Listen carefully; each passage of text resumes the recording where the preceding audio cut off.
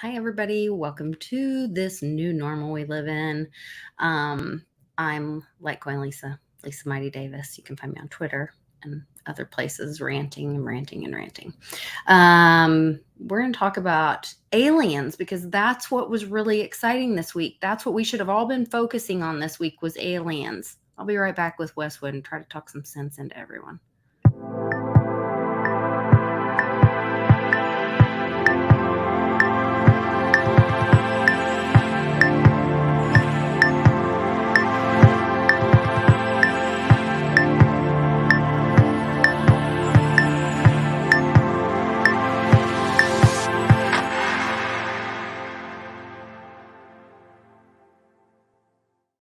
Happy Friday, Westwood. Cheers. Are you wearing something red? Do you have something red on? Do you have a red solo cup to remember everyone deployed? I'm good. Cheers. Okay. Hang on. I'll cheers you. I'll cheer you up here in a little bit. Cheersing, all the cheersing. We found a sconce, which we should have bought, to go with the Budweiser light behind you. The road to hell is paved with unbought sconces. Just saying. That probably did sound silly, but it was a Budweiser matching one that matched the light behind you. But I do have a gift for you. I'm very excited. Oh, a gift. I like gifts. A big. Unless it comes from the government. Big gift. Big, gigantic, huge gift. Huge. It's huge. Huge. Yes. I don't think the government gives gifts. I did see that Argentina is in trouble. Don't cry for me, Argentina. There you are. We should all be crying for Argentina because they are trying to get a loan. It's like it's Shark Week this week, by the way, everyone. Oh yeah, so we can watch Jason Momoa dance and skip around the beach. Get all excited about Shark Week. Yeah, molest his daughters on video. Yeah, the Shark Week, speaking of loan sharks, like the IMF and Argentina are trying to make a deal so that the country doesn't default. And when you read through the article, they're trying not to default on loans, on more debt. It's almost like they're paying a credit card with another credit card. Yeah, let's transfer that over here. And then we'll run that up again, and we'll just keep revolving the balances because now we can't make the minimum payments. So we need to keep throwing it to a new card until it's too late.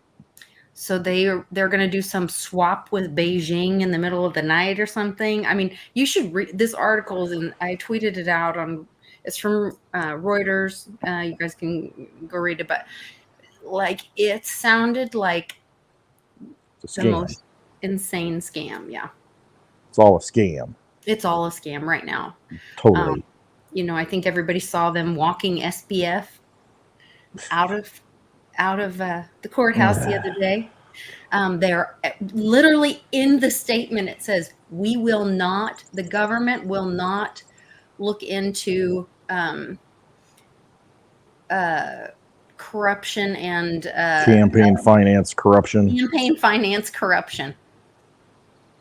Why? Well, because he gave over $100 million to the campaigns of all these clowns. That's why. Because it's there. Because that's what part of it was set up to do. We will not look at that part that is there. Steal your crypto, pay off politicians. Mission accomplished. You go free now. You've done your job. You get a medal. Oh my God. We need to get him, since this is all WWE, we need to get him, in the ring with, I don't know, somebody else, me, and I'll shave his head. That's what we'll do. Shave his head in the middle of the ring, baby. What you gonna do without all that afro, bro? Insane. Complete insanity. This world is completely insane. And then these attorneys for Hunter have the gall, the nerve to put a little sweetheart deal together, submit parts of it to the judge. They literally left out Article 15, and thank God the judge says, and they're on, it's, court reporter is doing it, and she's like, and since we're on record, I'm going to mention that I was not given Article 15. Just so you know. That's the part that was left out. Well, what's in Article 15? Article 15 states that the government hunter will not be prosecuted for any crimes at all. He's got immunity. It's all good. It's just like getting the shot. You got immunity. Outside of what is maybe not in this memorandum agreement that they're signing. Oh, yeah. So it excuses him from every other crime. Right. Think about that. It's a pre-pardon. That's what it is. Yeah. We're getting ready for the pardon, so this is a pre-pardon. It's a pre-pardon party. I mean, people should be outraged. Snowman enters the room. I don't know why anyone would pay their taxes ever again. Well, you know what? You got to realize you're not part of the District of Columbia, and you're not a U.S. person or a U.S. citizen. So once you understand that, then you can make changes to, do different things. Let's just say that. It's language. It's all language, and you've been deceived since the day you were born, literally. Literally. Quite literally. Literally. And there are things you can do about it. We need to have a class about that. We should. On Saturday. Well, I can't do it this Saturday. Why don't we schedule it specifically with that topic, and people could sign up for that Saturday? Better do a little more research first. Yeah. Specifically. But yeah. And have like a class and an open discussion and talk about stuff. Talk amongst ourselves. Talk amongst ourselves as a community and say, what can we do about this? That's the first drink in 2 weeks, Lisa. How's your tooth? I'm sorry. I'm so pissed off. It's gone now, so I don't know. It's actually there's 2 gone. I really didn't say that, but 2 of them got pulled today. Pretty bad. One pulled last. Yes, I'm falling apart.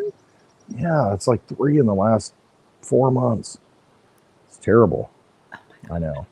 I've never had good teeth, and that's the thing. I've always taken care of them. Always, and you look at the X-rays, and it's like you got nothing but white, because it shows up with the fillings and everything, and all the repair work you've had done on them. It's like, what the frick? This is ridiculous. I mean, almost every tooth, except for the down ones in the front, these are fake. I mean, and it's just really? like, oh yeah, 2 up front are even capped, and I'm just like, at some point, I got to go get dentures, or I got to make a lot of money and get implants. Oh, you know what I'm saying? I mean, it's just like, it's ridiculous. Now the dentist is like, well, you might need a bridge now because, you got this gap back here. And I'm just like, I'm just going to eat yogurt and mix it with Dr. Reg's stuff, and I'm good. Yeah. That's where I'm at. Maybe that New Eden will help your teeth and stuff. Like, I don't know. There's, I hear all the stories, and I've looked at it, as far as how you can repair your teeth and all these things. And I mean, it might be possible.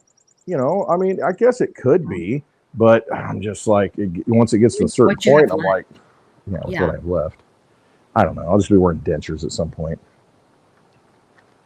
Well, there's 2. It is what it is. So how did it go? I'll tell you how it went. You get old or you die, right? So I know, right? The thing is, I'm willing to let go of certain things. I can move on. So you've got. I mean, that's a lot to let go of. Yeah, I know. You still see the whites, right? Or the yellows? Don't see any big gaps up front. No, Okay, good. Everything's fine. Looking sharp, man. Good until then. Until all that's gone. But then I got to do something else. All right. So when I went in a couple of weeks ago to get, a tooth worked on because the one had gotten pulled and it was close to the other one and they had tried to fix in between, anyway, once you got it, I was like, oh, there's a little bit, we got to fix this one. So I go in to get it fixed.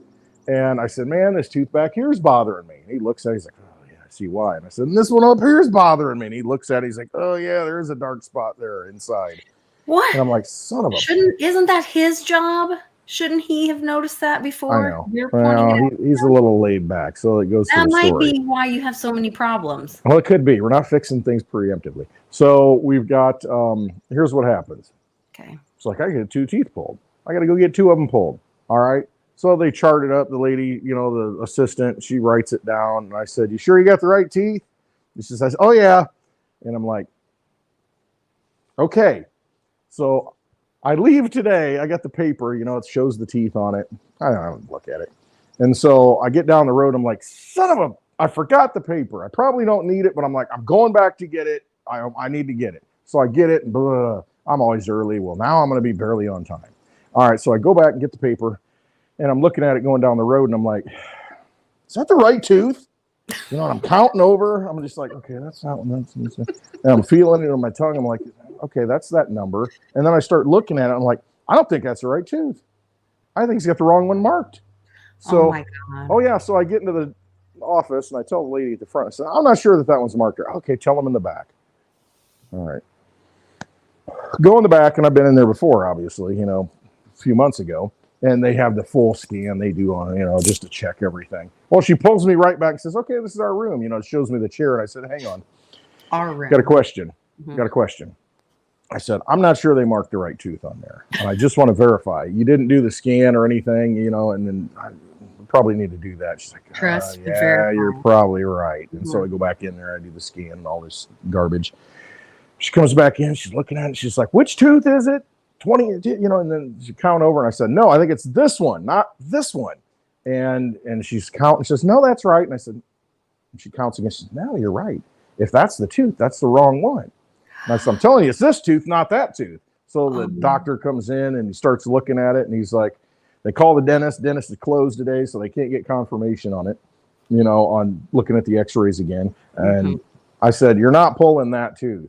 That's not the tooth, the one he's got on the chart. If that's, no, you're pulling this one, but not that one. And so he's like, all right, get the other thing. So they bring out this thing and they gun, you know, they take an x-ray of it. And then he puts it up on the screen. And so I get up, I don't have my glasses on, you know, I go over there and look at him, standing next to him, you know, and he's looking at it, and he says, all right, you know, we're analyzing the tooth, you know, we're making a decision here. It's a conference. And because he didn't want to pull it, you know, if it's like, oh, the dentist, you know, your dentist didn't say it, and you're telling me this and this and this. And says, I get it. And he's like, okay, well, so on the x-ray, we look at it. He says, okay, you see that? You see that? I'm like, yep. See that? See it? Yep. It says, you see that? And I said, yep. It's dark. Okay. Yeah. And he said, you know, any day of the week when I look at this chart, that's the bad tooth. And I said, and it's that one, isn't it? He goes, yep. He says, do you want to pull that one? I said, yep, that's the one I'm here to get pulled. He says, okay, well, they put the wrong one down then. Can you imagine if I go in there and didn't even verify anything? And they pull out a canine tooth right in the front that's nothing wrong with it? Yeah, and then you still have to go back and get the other bad one pulled out, and now you're missing. Yeah, and now I got a huge gap right in the front. You run out. So anyway, I'm telling you though, this is why I always say trust yourself. And because when I was in that dentist office, when I said, you sure you got the right teeth? This is a cliff high slippage. You know what I mean? Because I mean, I'm just like, I felt like it wasn't right. I just felt that. I knew it. And so I'm like, time went by. And then today when I looked at it, I'm looking at it. I'm like, that's not the right tooth. It's not the right one. And then it wasn't the right one. And he pulls it out and he's like, yep, good call. Look at it. I'm like, yeah, look at it. Oh my gosh. Can you imagine this? No. I mean, but and how much do you pay for this service? No, that's what it's like, come on. Aquarian Dead Napping was like, and we pay these people. Right. I'm like, son of a biscuit. Wow. So yeah, that's my story. So anyway, the one didn't come out very well. The molar, this one, nothing. The molar, it seemed like he took forever on it. Had to take the saw out and cut the root. And then he had to pull them out individually. It just didn't want to come out. And then, of course, you hear the cracking and popping, all that crap. And it still had a little bit of pain at the tip of the root. I mean, and I said, numb the shit out of me because I don't want to deal with it, you know? And so I'm still a little bit numb up here. Even it was like 9 o'clock this morning. I'm still a little bit numb. So they really doused me up real good with Novocaine.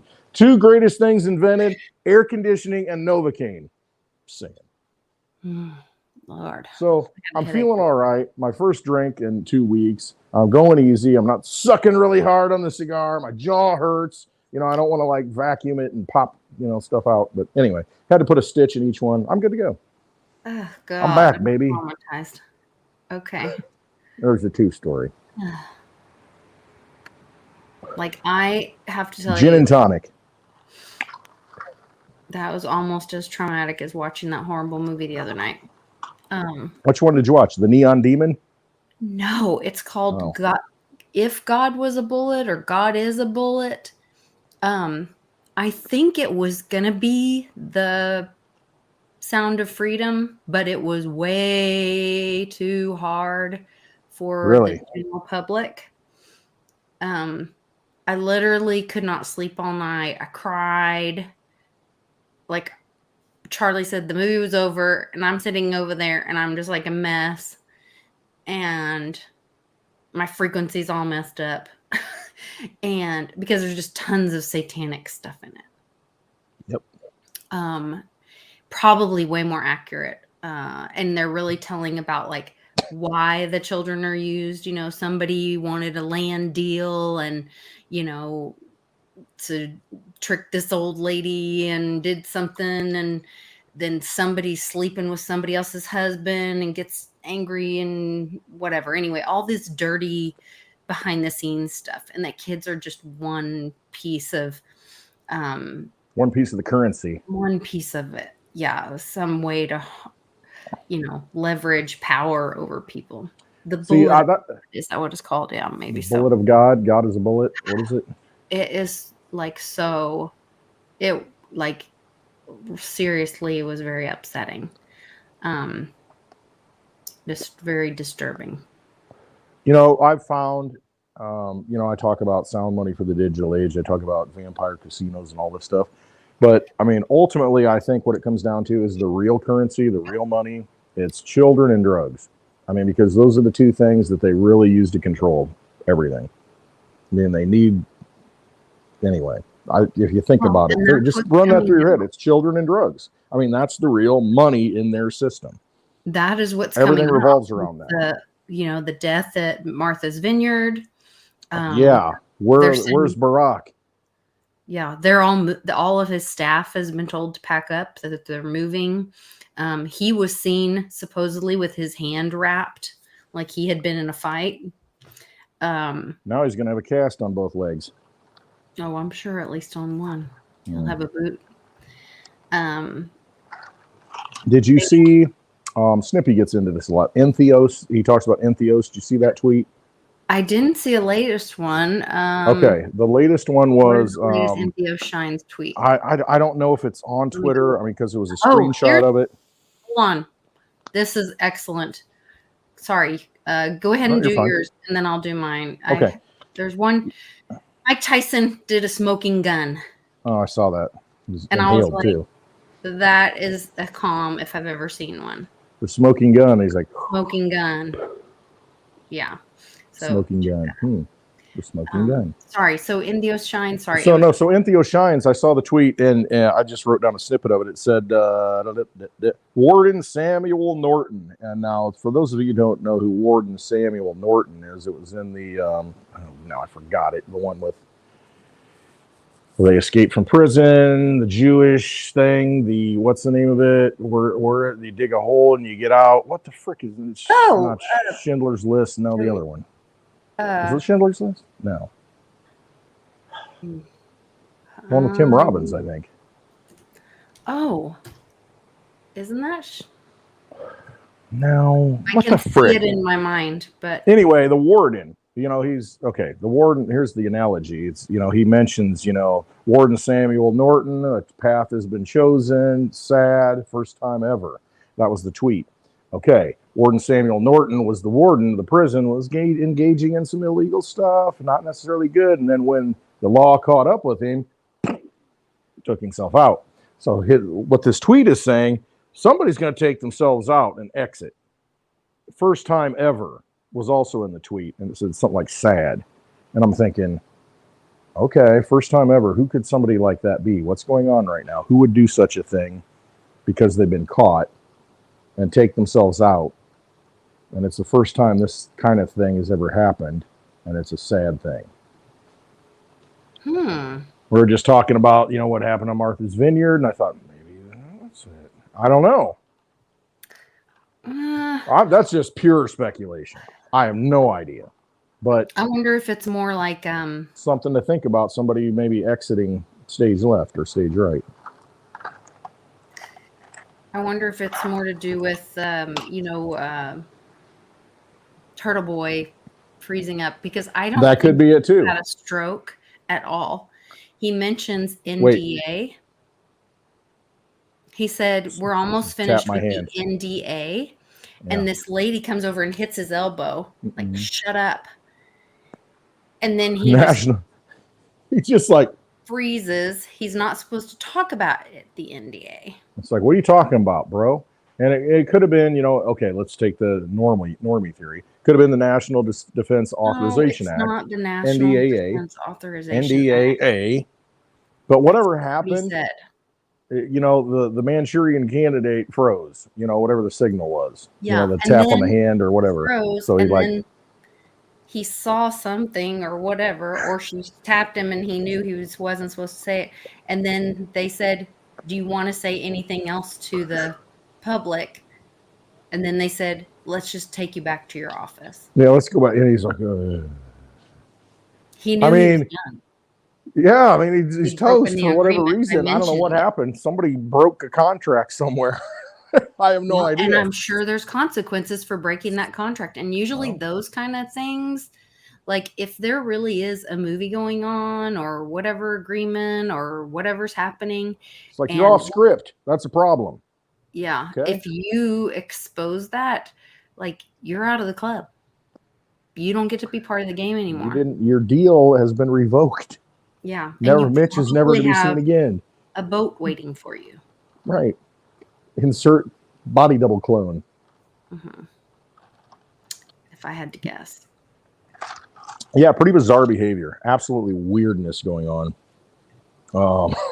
Can't make it up.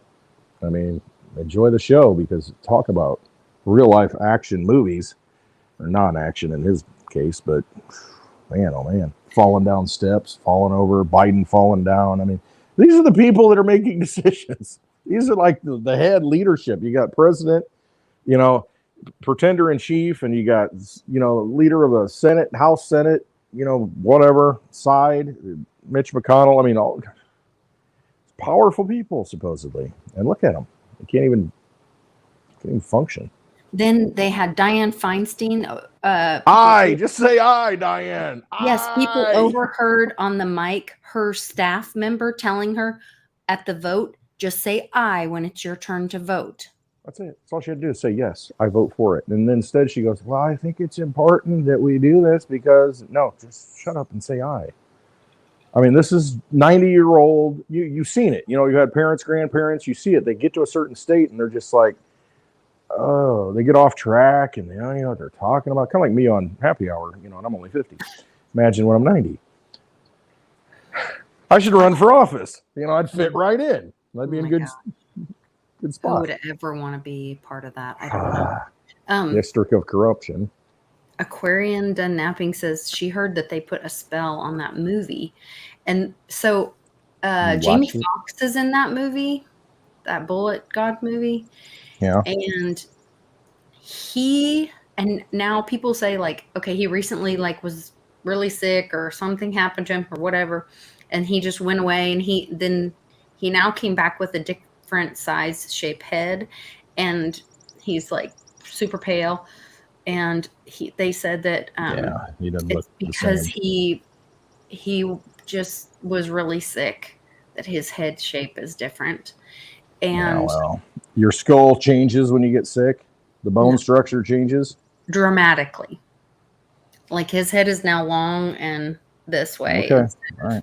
Now here's the other thing though. Can you believe anything you see anymore? Of course not. Rhetorical question. No. But I mean, can you believe that was a real video? Do we know anymore? Is it an AI generated thing? Is it, who knows? I guess if it were AI. A girl sitting there with a filter on that looks like Jamie Foxx. Just go watch TikTok. I mean, and then go and try and meet them. They're not the same people. Just saying. Not that I have an experience with that. But just saying. Filters everywhere. AI everywhere. Deep fakes everywhere.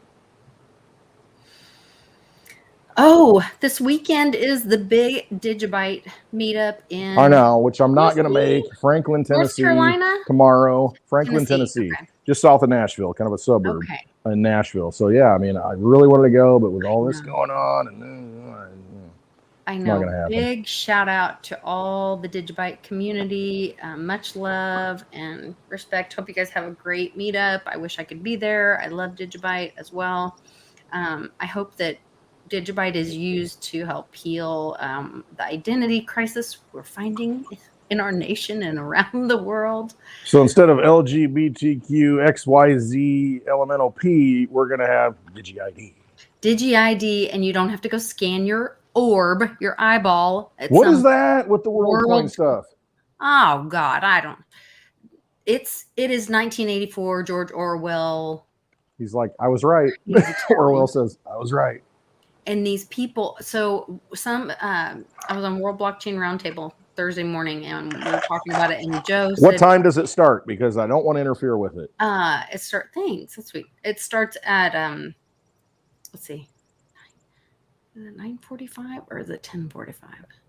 It goes from so 10 o'clock to noon, 10 to noon. 10 to noon Central Time. All right. I won't make a video on Thursday because I realized when I made my video, I'm probably like, you're on this video. Anyway, I don't like doing that. No, that's the thing. It's like, and I know you can watch it back, but it's like, we're both live. That's not good.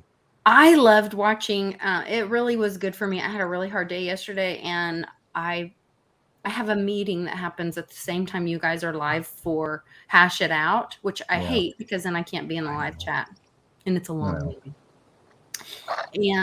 But then I got to be really cheered up because then I got to watch the whole thing afterwards, and you guys kept talking about mermaids, and that was Javi. Javi kept having mermaid sightings, and that was just making me giggle, and I was enjoying that a lot. You said something about sirens. Absolutely, they're singing the siren song, and that's what mermaids do, and they pull you in, get closer. And I really like that State Guy and Johnny Law, and Dave does a great job. It's a great crew to watch over on Blind Dave's channel. It's evolving. I mean, that was the 4th episode, and we're getting to know each other, our different vibes, and at first that's why you're like, why don't you talk more? And it's like, well, I can talk all day long, but I want everybody to kind of get their persona out there. I want to get the vibe going, and then it'll get much better as we go along, and we'll kind of know, okay, this person's going to handle this one, that kind of thing. And so it's an evolution. I'm very patient. I've learned patience, and that's something I wasn't always good at. And I've learned that as I've gotten older. It's just that, I've got a lot to say, but you know what? Let's hear it out, and I'll jump in. And sometimes I'll have the microphone off like yesterday, and you won't even hear me. I see it in the chat. Westwood's muted. And I'm like, I know. This is what happens when you don't wear glasses and you got the phone and you're leaning back smoking a cigar. I'm like, oh shit, you got to unmute. It was funny. Yeah, it was a good one. I don't know. It was something profound that's now lost in the ether, and I don't know. Maybe it'll boomerang back at some point. And I'll be able to say it again, but who knows? So speaking of boomerangs, Cannon, my little boy, loves to fill me in on the latest Fortnite update. Yep. And he's like, Mom, this week we should do a video. He's like, there's a new update coming on Fortnite, and he goes, they delayed the boomerang because I had to hammer some things out. And then I'm driving in the car, and literally, like on Bloomberg, they keep talking about hammering it out. On Thor, hammer it out. Yeah, they have to hammer it out. That they were talking about that like on Tuesday or Wednesday. It was all about the Fed, and they're hammering it out, and Jerome Powell and all this stuff. And then the boomerang thing happens. Well, what just happened with the boomerang? SBF got let out. Mm-hmm. And they're not going to pursue, say it again, what's it called? Campaign finance corruption. Right. Is that because he rolled over? It could be. I don't know. Well, it's under the guise of, well, we got a treaty with the Bahamas about, this and that, and so we can't really prosecute him. I mean, the U.S., when has the U.S. corporation ever said, we're not going to do something that's, not by the book? I mean, come on. They don't have to prosecute him, but so he could be a witness. He very well could be. We don't know. Prosecuting all of the campaign finance shenanigans on the other side of it. Absolutely. The Department of Justice, I mean, needs to start, dear God, living up to their name, doing something. That's why I'm saying put Bobby Kennedy Jr. in there as the Attorney General. I'm telling you. I mean, let him go after it. Go get him, sick him. If he's not president, which they're doing their best to make sure he's not on that ticket, Democratic ticket. Here's what's going to happen. I mean, the Republican Party may just dump Trump and say, no, you're not on there. And the Democratic Party may dump Kennedy. And then you got a Ross Perot situation where they just go, F it. We got money. We're going to run. And we're going to raise money. And we're going to go third party.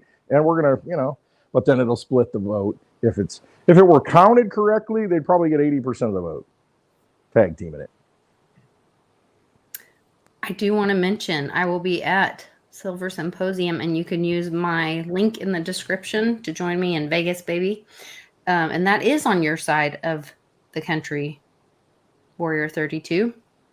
And Pimpy is going to be there with me because my BFF, Westwood. I'm going to get another drink because Westwood is bailing. There you go. He's leaving me again. So we're going to have a great time. There's going to be a lot of great speakers there, both crypto and precious metals. Let me see if I can. Speakers and influencers. Look at that handsome man, Patrick Hakeem. You guys know him as Divvy Daddy. Will be there. David Morgan, Greg Manarino, Peter Croth. I don't know that name. Economic Ninja. Travis will be there. Jeff Clark, Andy Scheckman, the one and only. We love Andy Scheckman. Chinlin, Robert Kine. I don't know him. Some of these guys I don't know, so I'm excited to meet some new people too. Sound of Money. I don't care about any of those people. I'm just mad I'm missing lovely Litecoin Lisa because I don't go to Vegas. You're sweet. Yeah. Sunshine Minting, Tom Power, and the one and only Bobby Lee. And they did tell me that we have another thing that I have a link in the description. I talked to Westwood about it. We offer a class or a time to meet with us on Saturdays through my website, litecoinlisa.net. You can sign up and get crypto help or meet with us, whatever you need. But economic preppers, Divvy Daddy, you guys know him as Divvy Daddy, and Litecoin Leader did a taped or recorded crypto 101 class, all the good stuff about what is crypto, why we have it, downloading wallets, transacting, how you using exchanges, all that kind of stuff. And so some people would rather have a recorded class. And so they gave me a referral link, and my community gets an opportunity to use it first. So we're releasing that today. You'll find a link in the description for that. And you get 50% off the class if you choose to download the class. It's normally $300 or something. So you get it for $149 if you use my link in the description for Economic Preppers crypto class. And then once you download it, it's yours forever. So you can go back, reference it, whatever. And then he said that one of my subscribers is going to have a chance to, out of my subscribers only, will win a silver stamp and a free ballet wallet. So that's kind of cool. Nice. Yeah. Some perks. Very nice. So trying to bring some more value for you guys. And that's a good deal. 50% off. I mean, come on. Yeah. Especially as we go into, we're seeing this. Japan has stopped buying, not only stopped buying U.S. treasuries, they're selling off their U.S. treasuries to pump up the yen, or is it the yen? The Japanese, whatever the Japanese. That's the Japanese is the yen. Is that what they're pumping up? I haven't been paying attention. Yeah. So they're trying to bolster that. And then when the dollar falls, the yen's going to be trying to bolster the dollar, and they're going to play this teeter-totter game. Well, who knows? I don't know. Just right now, they're in the bar. It's not looking good for the U.S. dollar. So, which leads me to, we need to help people learn about cryptocurrency and precious metals. It's important. Okay. So looking for precious metals, email Andy Scheckman and tell him Lisa sent you. Take it, Westwood. was going to say, aren't some of the Basel III rules rolling out? Because I'm seeing some posts on how banks are acting a little wonky now. And, there are people saying that, well, they're not following the Basel III rules to where you have to hold, gold or whatever, some sort of asset to back the assets or to back the deposits. A couple years ago. Well, I mean, it's Basel III. And then, I mean, it's not fully implemented according to, like the mainstream financial news until July, but 2028. Oh, okay. I see. So, I mean, it may be starting to roll out, though. I mean, who knows? I don't know. I mean, things are changing. There's something happening, and I don't know what it is. I don't have my finger on it. I don't know. I just know that it doesn't happen by coincidence. And, I mean, you want to make sure you got your assets in your possession is really what it comes down to, whatever the assets are. I don't even care what they are. For gold, silver, your car, whatever it is, get it. Gasoline, crypto, whatever it is, have it in your possession, because, man, these custodians, all they do is scam. That's all they do. I don't care what kind of yield. I saw Coinbase is now offering, again, 4% yield on the USDC coin, which I guess makes sense because the treasuries are like 4 or 5%, so they figure, well, we'll make 1% off you. I don't know. It's...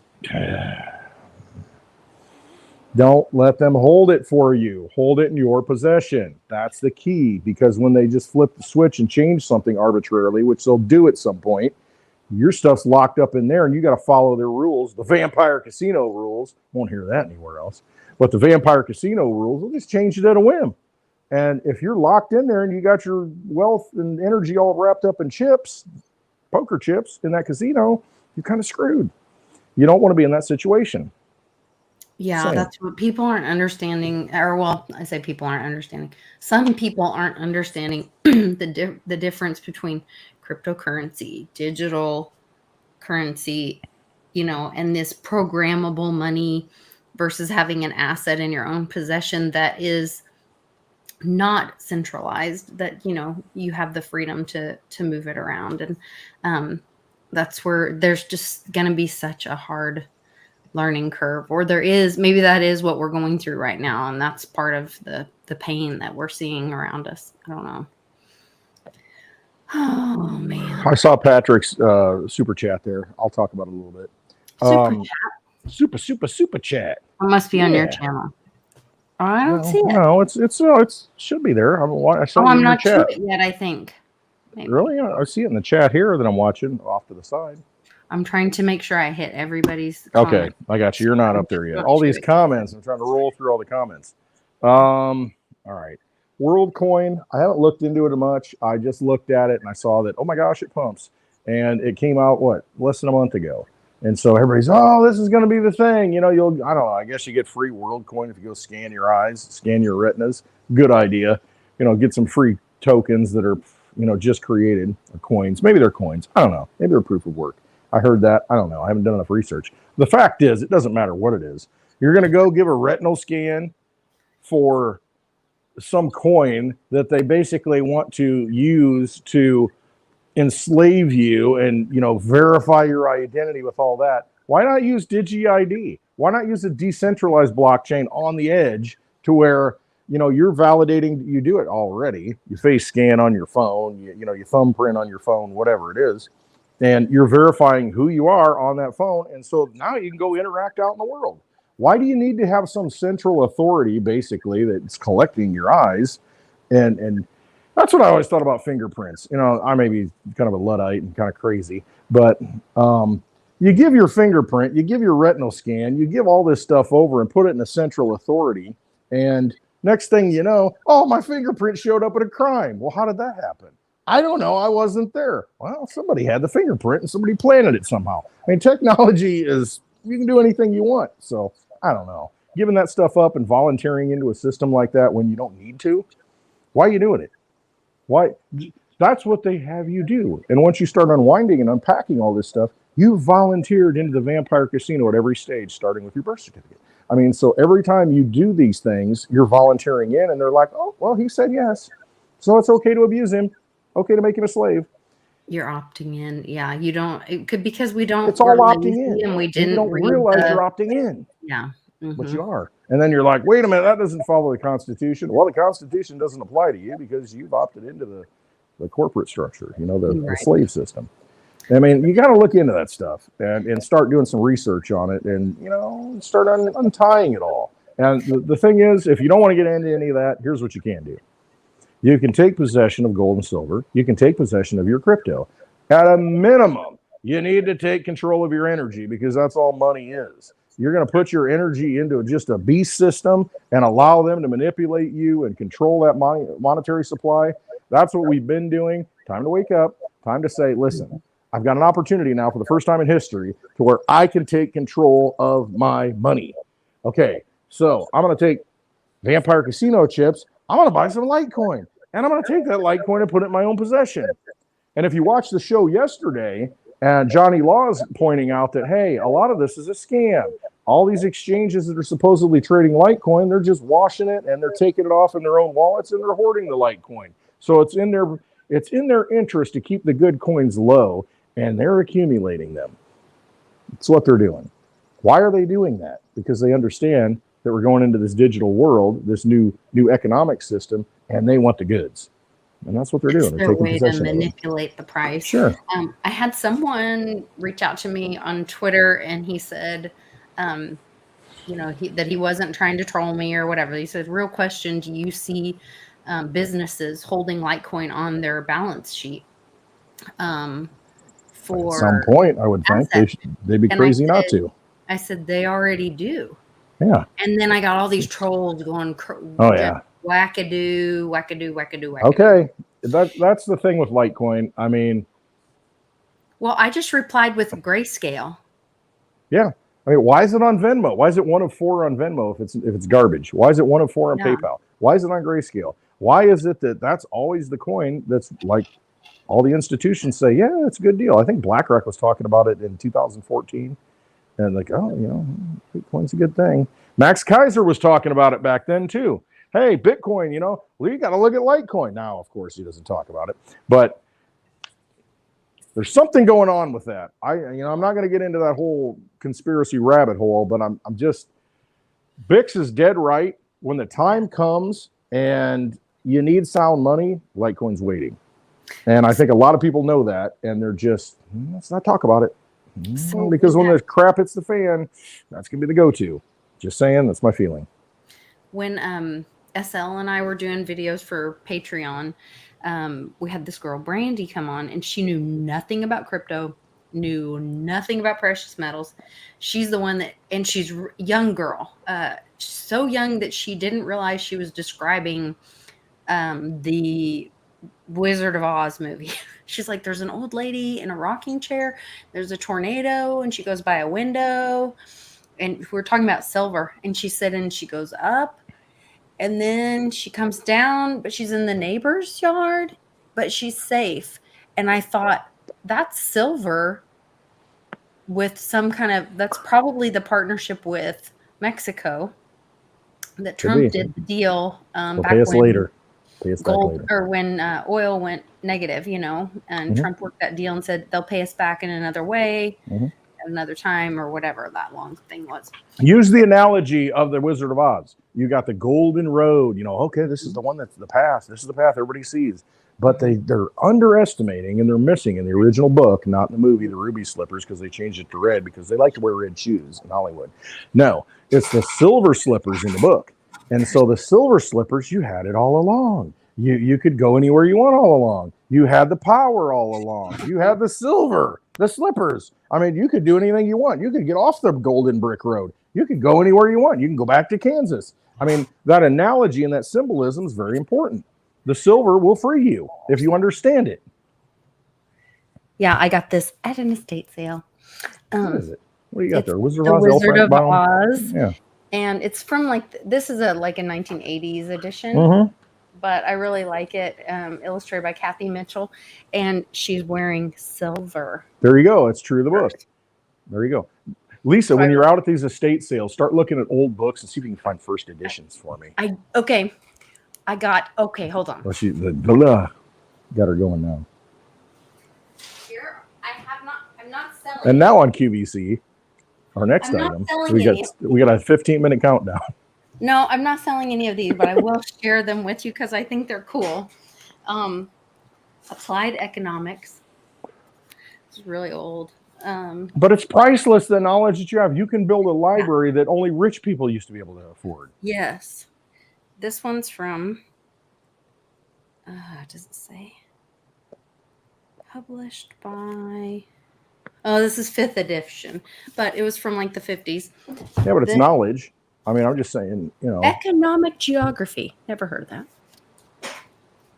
This one's cool. It's really old. This one's, find some old world maps. That's what I want to find. You know, some old books that refer to world maps and stuff, because, you know. Revised edition. So it's not a first, but it is from 1962. The Creature from Jekyll Island. There you go. 2 of them. G. Edward Griffin. We saw him in Phoenix a couple of years ago, or last year, right? It's signed by somebody. Probably signed by the author. I didn't see the signature before. Is it signed by G. Edward Griffin? I don't think so. Well, who that signed doesn't it? look like his signature, does it? My signature. It's like an R. Roy or Ray or I don't know. It's probably. I don't know. Now I'm curious. Have it authenticated, and it's going to be worth a ton of money. You know about my letter from George Washington, right? That I got. So when I go to Vegas, we're going to take that letter and see if it's the real deal. The only thing is, Charlie looked it up. I'll give you $50. Apparently, there's a bunch of them that were faked. Yeah, so I mean, most likely it's fake. Yeah, but it might be. This one here is from 1951, The Theory and Practice of American National Government. And isn't it beautiful? There you go. What, 1950? Yeah. 51. It'd be interesting to find books from, I mean, if you start looking at books like pre-1871 or something, or, you know, pre-Civil War, you know, antebellum. And then you start realizing, you know, that we're not in the same country anymore, right? Here's that's a quote from 1835. It says, "The stream of American history." I don't know when it's from. I'm telling you, that's like one of the most undervalued things next to Litecoin and silver that you can go out and do right now. And it doesn't cost you anything, you know, just a few coins. Go out to these thrift shops, estate sales. They're giving away all this knowledge, gardening, economics. I mean, holy cow, all the knowledge that you can acquire that, I mean, you couldn't do that before. I mean, like I said, you know, you had to have a library for all this. Texas government book. And they can't edit that stuff. Me happy. I love it. I love it. I'm a book whore. Yeah. I have to admit. I have a present for you for when we come back to Westwoods in October for my birthday. October? We're having a meetup in October or something? What's going on? Okay, I guess we're having a meetup in October. I didn't do Lisa anything said so. Really for my 50th birthday. So I thought we would come down there and. I mean, think about this. The lovely Litecoin Lisa wants to spend her birthday with Coin Westwood. That's right. I mean, how honored am I? I really am. I'm very, yes, and all the other folks. It's not just me. It really isn't, because she never pays attention to me when she comes here. That's not everybody true. Else. Talks to everybody else, you know. See him every Friday. That's not true. Good to see everybody in the you got to sign that sign. Put your autograph on that sign that's over there, the Tito's sign. You really want me to sign it? Yes, and then the because you're a Tito's gal. I mean, you like Tito's. I'm going to sign that thing. It's funny. And then the picture over here with me and you on the scooter, we're going to take that out of the frame and both sign it and put it back in the frame. Yeah, I've got mine up here. I know, yours is signed. You got the only one. Sign it. What? No, it's not signed. Huh? You brought it to me all beautifully framed and everything. Didn't sign it. We're supposed to take it out and sign it. See, that's... Oh. Road to Hell is paved with distracted. Unsigned framed pictures. Unsigned framed pictures? Yeah. Oh, man. I thought I had... Oh, I have the one of just you signed over here. And I have the one of you flipping off, the Litecoin flip off. Yeah, that's the one I signed in the trees. You can't see the signature. Is that the one? No, that's a different one. Okay, I signed so you can see it. Or maybe I have that one. It's in my living room. I don't know. I'm sure it makes for It's in the living room. It's a good conversation piece. conversation. Who's this guy? What's he got on his shirt? We're having a pool party tomorrow. I'm sure everyone will be asking who this gentleman is flipping off people in my living room. A gentleman. Mm-hmm. When he had 3 more teeth. Yeah. It's not my birthday until October, but we're just planning ahead. It's going to sell the whole month. Don't you realize, lovely Litecoin Lisa, her birthday is October. The whole month. There you Every go. day, all 31 days. So there you go. Oh my goodness. So many things happening right now. All the things and all the days. I got a list. I wrote down some stuff as I went through the week. We covered Mitch McConnell. We covered, I don't know if we covered Hunter Biden and that fiasco. That could go both ways to where statute of limitations runs out, I think in October or September, something like that for one of the charges.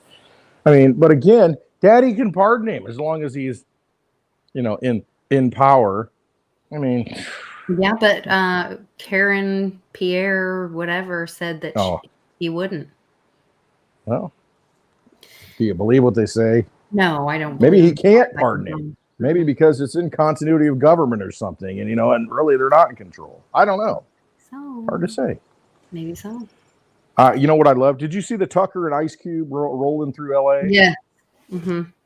That brings people together. That wakes people up on both sides. I mean, that's a big deal. I like Ice Cube. I mean, he stood for his principles and said, no, I'm not going to do it. Then you got Jamie Foxx on the other side, and look what happened to him. I mean, and you look at when people push back on people, like why the hate for somebody who's just doing their thing? Why so much? He's just trying to be an American, trying to exert his rights, say, listen, I'm exercising my rights. If you don't exercise, it ain't going to work anymore. So, I mean, there's so much truth coming out. And so if you're discouraged, I wouldn't be discouraged because so many people are seeing these things. I know we're awake and we see it, but there's so many people that see these things that makes them think, what? You got White Tucker and then Black Ice Cube talking about the same thing and agreeing. And it's something that changed our whole country and the whole world in the past 3 years. It's a mind warp for a lot of these people. And it's a good thing because it's like, hello, McFly, wake up. It's one of those things. And I love that they're doing that. I mean, it's a great thing. It really is. It's very positive for humanity, I think, to get information out like that and question everything, question everybody. That's what we need to do. We need to be critical thinkers. I mean, that's the biggest thing. I mean, be a critical thinker. Don't listen to me, Lisa, anybody. Don't listen to Ice Cube, Tucker Carlson. But the thing is, if they get you thinking, then you can make your own decisions. And guess what? Trust yourself because you're a direct conduit upstairs. And that's what you need to do. You need to be a sovereign individual that acts accordingly. Yes. And just look at the facts when you see facts about things. I mean, when people and trust yourself, just like I could have had the wrong tooth pulled, but I trusted myself, and I was not afraid to stand up and say, "Oh, he's an authority," and well, they couldn't have made a mistake, and that's what the lady that was standing there. You read the report. Yeah, I looked at it and I'm like, this doesn't feel right. This isn't right, and I questioned. And the lady, she says, well, we're all human. I mean, that's basically it. People make mistakes. She's like, yeah, well, I've been walking around without my vampire tooth. Come on, man. You're like, I got to feed. No. Do you get to do a tooth for a tooth, like an eye for an eye? Like, right. Because what would have happened? I would have been like, oh, well, and what am I going to do? Sue the local dentist, for, making a mistake. And it's just like, I mean, come on. And it's just that you got to trust yourself, man. You really do. And that's a perfect example. I mean, that would have been a bad deal. I would have walked out and said, the horror. You have to be an advocate for yourself too. Sean was in the hospital recently, and I went down and checked on him because, I've got 2 medically fragile kiddos. I've spent many, many, many, many nights in the hospital, and thankfully he has 2 great boys. I mean, he has lots of great people in his family and whatever, but the boys were there like every day checking on things and really advocating for him, encouraging him to, do rehab to get stronger because he had had an injury. And anyway, all these good things. And I was like, it's so important to have somebody there advocating for you. In a hospital setting, in any medical setting, take a friend with you or a different set of eyes is important. Yes. And they're also hearing a different, especially if you're the one that's ill or hurt, you might not be hearing the message exactly the same.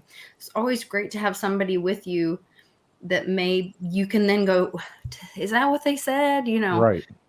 Or they may have, filtered it a little bit different. And so it's great to have a partner advocate with you, if you're in a medical situation at all. And I went through that with my mother-in-law. When we took care of her, I mean, she had all kinds of issues. We'd go to the doctor and we'd come home and she'd be like hearing one thing because, in her mind, she's like, oh, I'm good. And, my wife and I are like, no, you can't do this. Yeah. No, we're not, you can't do this. This will deteriorate, more than you are. And it's just that, you've got to have that, man, because when you're in the pressure of the situation, they took my blood pressure the first time, I'm like, oh, it's kind of high. And they took it again. It's like, okay, that's better. It's like, yeah, I'm a little concerned right now. This is before it all got worked out. I'm like, yeah, I'm like, this is a big deal. This is like a permanent thing. And so, you can get in the situation and you're like, and if you don't say anything, if you don't speak up, I mean, they're just going to go through with the procedure. I mean, they didn't take the first scan. You know what I mean? They're just like assuming, oh, well, he got referred. This is the tooth. And boom, I would have gotten numb there. I probably wouldn't have known it. And I'm like, till it's too late. Wait, you got that thing halfway pulled out? I think it's the wrong one. Not good. Yeah. Did we mention on the Hunter case that his counsel called the courthouse? No, we didn't mention that. They're trying to opposing counsel, scamming. I mean, that's got to be some kind of violation. It's a destruction of evidence. They were they told them to get rid of the evidence against Hunter, and they were posing as opposing counsel or something. Yeah. I mean, this is something out of a movie. This is a big deal. Meanwhile, Trump may be brought up on other charges, trumped-up charges. And it's just like, that's the big narrative. I mean, that, there could be something else he did wrong.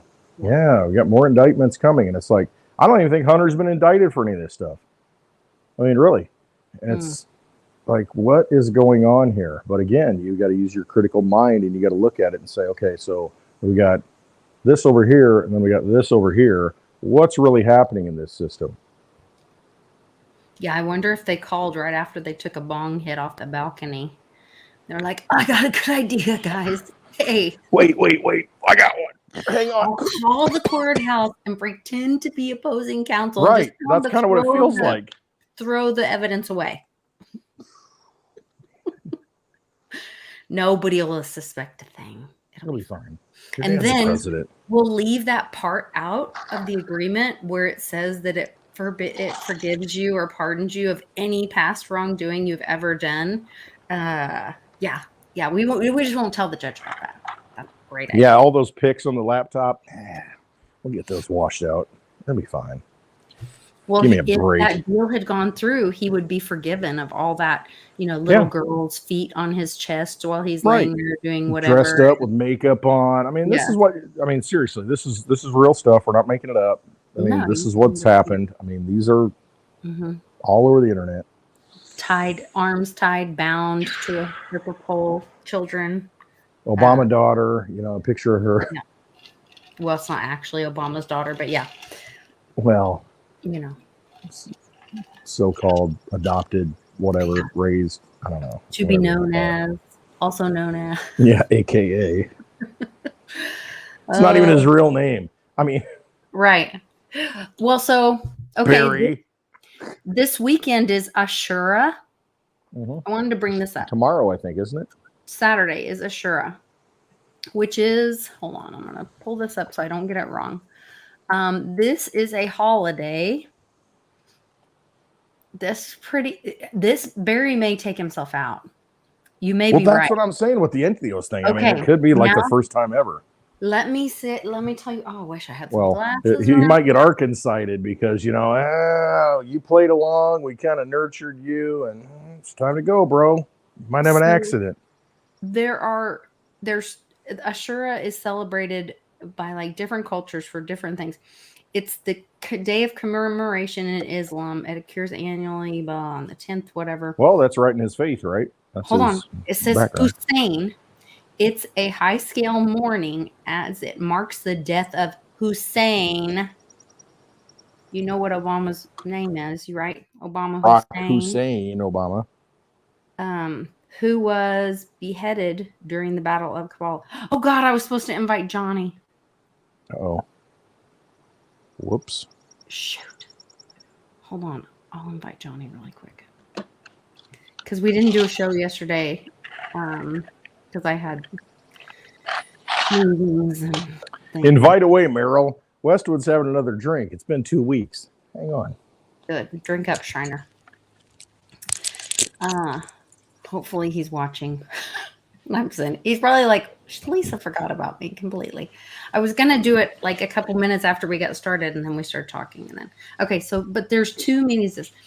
So it's it's about Ashura is observed through large demonstrations of high scale mourning as it marks the death of Hussein, whatever, who was beheaded during the Battle of Karbala in 608 CE.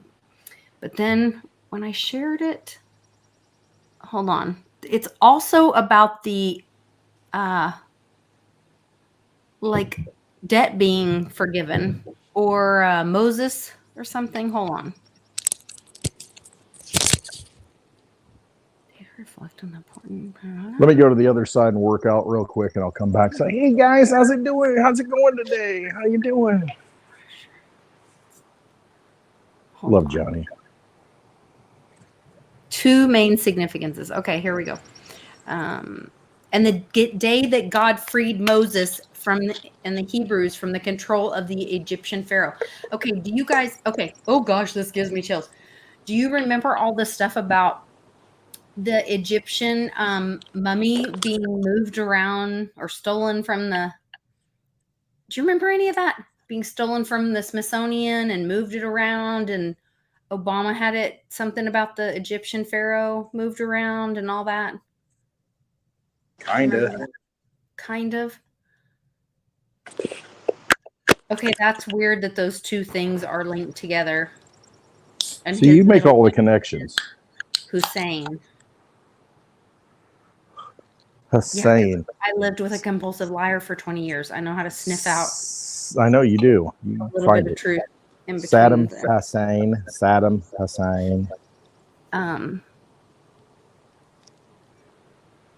Very interesting.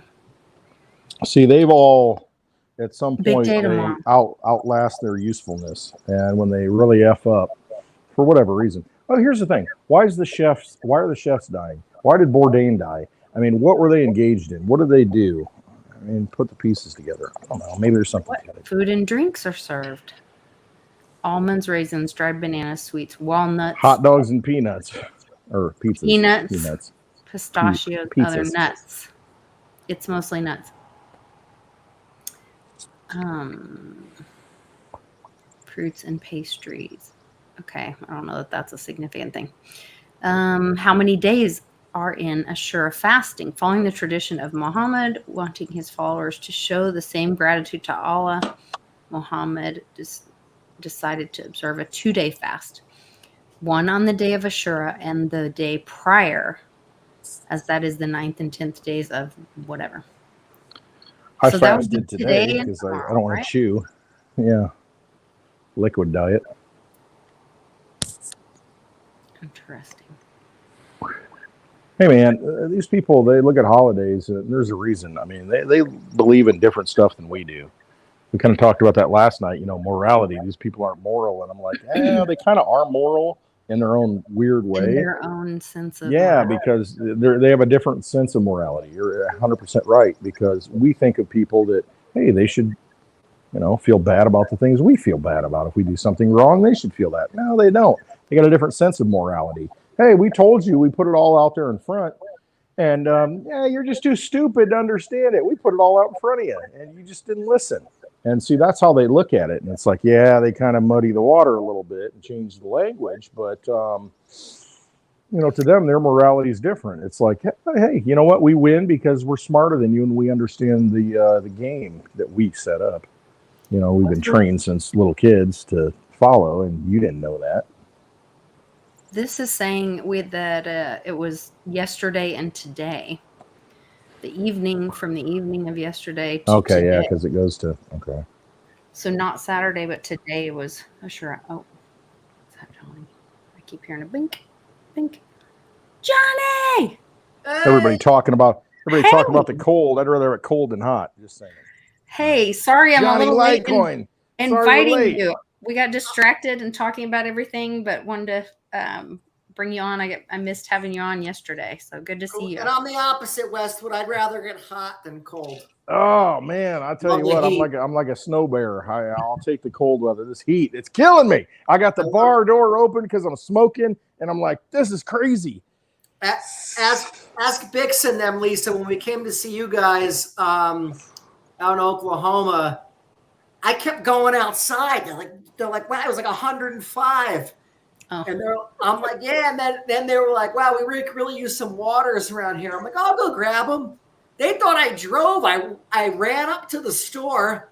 I ran back with a case of water on my shoulder. You're crazy. He's like, Johnny Litecoin running. Johnny likes to run. For those of you who don't know, you ain't going to catch Johnny. Johnny will scale fences with a case of water. It's like, you're not catching Johnny. Johnny's gone. I'm out. You ain't catching me. Oh my gosh. And you guys were in like the Paseo, so that wasn't even like, I love it. A cool Airbnb, but the area around there was not actually the best. Well, the best story is, Lisa, I'm sorry just to cut in on you guys, but this is do it. When I had a nightmare flight, remember my flight was delayed. I couldn't make the Friday stuff you guys did, and then I got in there so late, I gave the guy the wrong address, the cab driver that picked me up. He brought me to a rough neighborhood. It wasn't that neighborhood around there. It was a different neighborhood. Yeah. And he was like, you don't seem like you should be going to this neighborhood. I'm like, what do you mean? I said, no, my friend Lisa got us an Airbnb. He brings me to it. This area was rough. And I'm like, the motel lights so cheap. Litecoin's in the toilet. You had sent us pictures of the spot, and I'm like, there's no way Lisa got us this place as an Airbnb. And then all of a sudden, I figured it out. It was the wrong spot. But then that Airbnb, like I got there super late.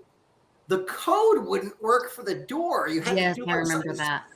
And then thank God, Josh and Paige and Amy were awake, and I was out there yelling, and then they were like, hey, and then I was like, let me in.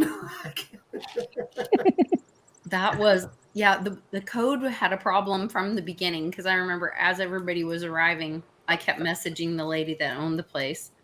That's not the first time that's happened either. We've had that issue before in different meetups. It's like, what the frick, man, I can't get the freaking door. Yeah, that's an issue. Like it is. Well, WorldCoin fixes that, Johnny. All you gotta do is do the retina scan, boom, door opens. WorldCoin. The door. Yeah. Just scan your eye and your soul and give away your soul, and the door opens. Door opens. Everybody's happy. Air conditioning. All right. I haven't followed this WorldCoin stuff at all. I've had haven't followed much this week. I'm sorry. I'm not too full of updated knowledge. But I saw something about a WorldCoin, and I saw people scanning their eyeballs. And you got to look into the orb. Oh, that tells you everything. You stand in line to go look in the orb. I mean, come on. How much more occult symbolism do we need to tell you that that's probably not Litecoin? Just saying. There was some. Wasn't there some crypto bill passed? And it came out of the House Finance Committee, and now it's going to the full House for a vote. But I mean, there were several bills. I look at it like you talk about the Patriot Act. It's almost like, oh, perfect timing, roll it out. And I'm like, pretty suspicious. And you got the Democrats on the other side saying, oh, don't throw me in the briar patch. Oh, this is not a good bill. And then they'll all vote for it. So I'm like, oh man, I don't know. Wasn't that Warren Davidson guy? I retweeted something he tweeted. I guess he said that he, in his bill or whatever he put together, it protected self-custody. Josh, we're just talking about you. Yeah. Yeah. Saw Josh. Speak with Josh and he appears. A minute too late. Yeah. Yeah, there were several bills that went through. One was talking about self-custody. One was saying that, oh gosh, where are they all? I'm just a bill and I'm sitting here on Capitol. Yeah, and they are bills. They're not like fully approved or whatever yet, but there were some really good ones that were being talked about. Darn it, I'm like way back here. I know Warren Davidson was talking about that his protected self-custody, which is, I mean, obviously that's important. That's the point of crypto. If there's no self-custody, then what are we doing here? You know, we're right back to right back in the vampire casino. Yes, yes. That's like saying, yeah, you can own gold or silver. You just can't own the physical stuff. You know what I mean? Well, I got it on my ETF statement. What the heck? Come on, Johnny. Come on, I got silver. Look. Which see, with gold and silver, I'm not against like state, not federal, state repositories. State, yeah. That let you spend it and then it moves around. And then even if like, I think Texas was going to do it through a Visa card. And, you know, I don't mind that because again, obviously I think it's good to hold it, but it is a safer way. I mean, it's not exactly safe holding physical metals. It's not like, no, you know, cryptos, people could argue, well, crypto is a lot more discreet. It's not, you know, metals are bulky. It stands on its own as money, and it can be easily transferred. That's the thing. I had the conversation. I'm not going to go into it. Watch my video from earlier this week. Went to the coin show with St. Jerome last Sunday, a pretty big coin show. And I got into a discussion about cryptocurrency and money with this old OG, you know, silver guy, had wads of $100 bills in his pocket and selling silver and this and that. I can go anywhere I want, do anything I want. And I started breaking it down, and St. Jerome's helping me. And it's just, you understand sound money, yet you're putting value in a vampire casino chip that you hold in your pocket, you know, these dollars. And it's like, yeah, you think you can go anywhere you want, do anything you want, but try leaving the country with it if you ever need to. Right. No, they tried to shake me down in the airport for my grandmother's compact and a Litecoin round that I had put together in the side of my purse. They were like, no, we think you have a bunch of jewelry or metal in here. And I was like, what if I do? I thought you were just looking for liquids over 3 ounces. What are you talking about? And like you said, Westwood, what does it matter? What if you do? What if I do? Money. I'm carrying the coin of the realm. You know, it says gold and silver, the only coins that we should be able to use, you know, to pay debts, you know, and extra. So what's the problem? Well, you know, you're not living in that system anymore. You're in this system, and we're part of that system. So we're going to shake you down. I mean, well, you know, apparently, according to a document I just saw, which was supposedly from 2009, but a 3-letter agency considers you a domestic terrorist if you reference the Constitution. Yeah, we can't do that. Well, and you know what? You are. And see, and you are if you're part of DC. You know, if you're part of the corporation and you volunteered into that your whole life and didn't know it, then you are part of their system. And they're like, hey, the Constitution doesn't apply to you. I mean, and that's something we got to get our heads around. That's like going the next level stuff. But I mean, yeah, I mean, we are all like subjects of DC is really what it comes down to. Yeah. And we just got to get out of that. And because the Constitution still exists, but the thing is, it doesn't apply to you. It applies to very little people because we voluntarily become indentured servants, you know, and that's why I like the idea of a state repository. It's made an indentured servant to DC. Yep. I got no problem with that. I mean, I would love that if we had gold-backed, you know, bills that were redeemable, silver certificates that were redeemable, you know, at the state bank, you know, whatever it is. I mean, I think that's probably Isn't a good that what thing if you're Kennedy going was to. doing? What's that? Isn't that what Kennedy was doing? Kinda. I mean, he was on that path. I mean, he Silver understood. certificate? He understood with the red seals, and they had a lot of red seals for sale, at the coin show. But it's that's the key. You got to understand what real money is, and real money is gold and silver coin. I mean, that's constitutional. I mean, and so everything else is just a liability. Everything else is a fraud, a fiction. I mean, and that's why they can print, all this money, because it doesn't matter. It's not backed by anything. It doesn't have to be backed by anything. So let's not operate in that casino anymore. Let's figure out, how not to operate in that casino, because we're not supposed to operate in that casino. We've been mind screwed, is what it comes down to. Is gold in the I need to go read, because all I've ever seen is the part where it measures silver. The silver greens, yeah, that's the real money. The silver's the real money. But I mean, silver is actually constitutional money. I don't know that it says that gold. Well, for states to extinguish debts and to tender debts, I think it is. It can only be done in gold and silver coin. So I mean, you take that, that's constitutional. So they're basically saying it's gold and silver coin, not ETF notes, coin. And so that's fine if it's real. I mean, I think, if you extrapolate that out, you've got gold certificates that are audited. There are only so many that verify, that the gold's there. And then I think that's okay as long as it's legit. And maybe the blockchain comes in and solves that. In Texas, that's what they're doing. Money? Yeah, I mean, gold and silver are God's money. Jesus was sold out for silver. I mean, that's all you need to know. Silver. Yeah. Am I right? Yeah. What amazes me though is these.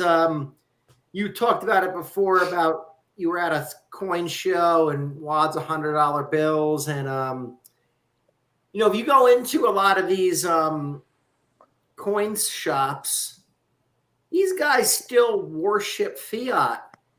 And they do. And that's the guy I met, on Sunday. It was the same thing. It's like, well, I get cash, because I can take that cash and do anything I want. They think that's privacy. Right. And it's like, okay, there's a serial number on every one of those, but there's not a serial number on every ballot. But, you think that at some point that's still going to work. You think that that's, most of these guys hate crypto. Yeah, they do. They hate crypto. And actually, most of them don't even like bullion. Like me and my friend Greg stopped by when we're in an area. We said, let's go have an argument with this one guy. And, he's a little rough around the edges and typical, in the New Jersey area, you just don't get the nicest, friendliest people. They're very honest. But we've actually bought stuff from the guy before, walked out cursing at him, and I'm like, this is how he treats his customers. Yeah. This is how he treats. But he likes numismatic stuff, this guy. Yeah. And my thing to him, I said, gold and silver is kind of like an insurance policy, like an oh shit plan, right? So I said, like, your numismatic coin, we've been in a bull market and things, and collectibles increased a lot in value. So it makes sense. Numismatic coins would have increased a lot in value. Good luck selling a numismatic coin if shit hits the fan. Good luck with that. So exactly, because it's only the collectors with money, some sort of money that they can exchange, that are going to buy those things. Most people like us are going to be like, okay, you got silver? I'll take silver. Well, how much silver do you have? Okay, well, that's great that it's 1 ounce and it's worth $1,000 because it's in a case and graded 65, 66. But that's kind of like a piece of art. It's only, good because, you like the collectability of it. The use case of it, though, it's still an ounce of silver, Piece of, here's my of questioning the public and quizzing the public. I walk around always with three things in my pocket at all times. I have on me a Litecoin silver round. It's hard to see, but you guys can Litecoin silver round. Johnny and Clint, I have your Litecoin silver rounds from Wire right here. Beautiful. With your names on them. I carry a Morgan dollar. Morgan dollar. Yep. And there's a reason I carry each one of these. And then I carry a 1 ounce bar of silver. Now, when I show people all three of these things, they overwhelmingly, normies, go to the 1 ounce bar. They go, wow, cool. How much is that worth? They recognize this as a precious metal. They see the weight of it and that there's more of it there. It just shine. It's all looks silver to them, and stamped that's like on there. And it looks polished. For some reason, because it's shaped as a bar.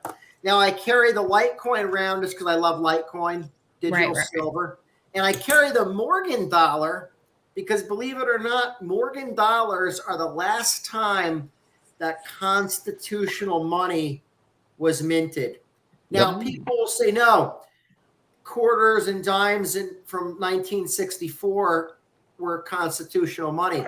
No, they weren't, because those quarters, if you take a quarter, a $50 from then, from 1963 or 1964, and you multiply it to equal $1, it didn't equal what it reads in the Constitution is $1. These Morgan dollars are the weight that's written into the Constitution, that's legally defined as $1. So they already started getting us when they came out with that 90% stuff. They were already getting us. It was the transition over time to where. And when you study like the Roman Empire, like this stuff took years, and they started taking the metal out of the coinage and doing all that. So, but overwhelmingly, normies recognize that this 1 ounce bar of silver must be worth something. So a lot of people say, well, they have junk silver saved for when shit hits the fan. And I'm going to argue with people that junk silver, even though it's cool, I have a little bit of it, I don't necessarily think it's the best thing, because the public's been so dumbed down. You could get to a point in time where the only places you're going to be able to sell that to is a dealer. Because everyone else is going to be like, it's a quarter. It's a dime. It's going to have to be people who are educated. People like me, I'll take it. But, most people, they're not going to know. They're going to say, oh, silver, that's got it stamped on it. It's got, that bar. Yeah, that's silver. More people would take this 1 ounce bar of silver. If shit hit the fan and I needed to get food and I walked into a shop that had food and I had no fiat on me, and I said, look, I can give you this 1 ounce of silver right here, they would accept this before they'd accept 90% silver, junk silver. They wouldn't accept that because they wouldn't know. No, you're right. Because I have to look it up too, and it's like, okay, wait a minute. How much silver content's in this? What's the weight? And I mean, because I don't know off the top of my head, and so when you look at a coin, you're like, I don't know how much silver that is. I got to do some calculations. And when they see that, though, they're like, oh, that's 1 ounce of silver. Okay. I don't have to do any math. Okay, I'll take that. Whereas, you got to look at the coins and you're like, yeah, but I'm not sure how much silver that is. Let me figure it out. You owe me 1 ounce of silver. Okay, you're going to have to give me how many dimes and quarters. You know what yeah, that's exactly what you're saying. So I'm preaching to the choir. Yeah, exactly. Very recognizable. That's why I take Litecoin for the car on a Sunday, Johnny. That's why I don't have to worry about it. All that's done, all that crap. I don't have to worry about testing it. And I got my freaking crypto in my wallet. The network verifies it. And as the white paper says, it is a purely peer-to-peer version of electronic cash that would allow online payments to be sent directly from one party to another without going through a financial institution. You don't have to verify it. It's done. All the work's done. All the technology is taking care of itself. You've got sound money for the digital age right now. I don't have to worry about that stuff. You don't even need a confirmation for smaller transactions. It's nearly impossible to double spend in the current environment on the Litecoin network because the blocks aren't full. So how you double spend on Bitcoin is you do something what's called replace by fee. So I can fire a transaction out there with a really low transaction fee on it. I could put like a penny as the transaction fee, right? Like they call it sats per byte. Then I can immediately throw another one out there and put a $10 fee on it. Well, that one's going through in the next block. The one with the penny is going to sit in the mempool. Then the store received the payment. They see it, what's called propagate to the network, but it never clears. With Litecoin, you can't do that replace by fee method because everything goes out in the next block because the blocks aren't full. So it's you know, that's why I always said that you could do an app in a POS system that accepts Litecoin on chain, and that gives you that instant authorization, and you could do it for transactions under $1,000 or $2,000, unless it's some real high amount. Then hey, maybe it's okay. This is going to take 2.5 minutes on average. Yeah. Which, if you think about it, a block clears every 2.5 minutes. So technically, you're going to get a confirmation on average if you send a transaction out 1 minute and 15 seconds later. People say, no, how does that make sense? 2.5 minutes later. No. Reason being is because you're not timing it where you're doing it exactly at the start of the next block. Usually you're doing it somewhere in the middle of that block. Now, because of like the timing mechanism, I forget what they call it at the top of my head. The blocks, I can't think of the word right now. The difficulty adjustment and all that. The blocks don't clear on point every 2.5 minutes. It's an average of 2.5 minutes. You could get three blocks that clear in 60 seconds and then wait 8 minutes for one. That can happen, but on average for every 2.5 minutes. But that's the average. You don't need that confirmation for small transactions because people say, well, Visa, you get it. No, you don't. Visa's not settled fully for 6 months. 6 months. So that's a fallacy. People say Visa's so fast. Visa's so fast. It's just giving you that instant authorization. It's not fully settled. Nope. How does the halving that the halving is, I think, 4 days away or something? August 2nd is where August 2nd. Okay. Going to be. And just so you know, on the halving, it's every let me get this right. I think it's every 84,000 blocks is when the halving is, the 84, for Litecoin. So every 84,000 blocks, the reward halves for each reward on each block of transactions for the miners. And August 2nd, it's going to have again. It's going to go from 12.5 Litecoin reward to 6.25. So you got less Litecoin coming onto the market. How will that affect the transactions? Like you were just talking about all the transactions, Johnny. Will it affect the transaction speed on Litecoin? No, but it could affect you at some point. You're definitely going to see it with the next Bitcoin having a supply shock. Now, I don't think you'll see it on this Litecoin halving, but you're going to see it on the next one. What a supply shock means is that what happens in crypto when mining occurs, the miners sell those coins to exchanges that then in turn turn around and sell them to us, the general public. That's their business. So the exchanges are their customers. Now hobby miners might keep the coins, but businesses have to be ran. So businesses need customers. So again, the miners rely on the exchanges to buy the coins.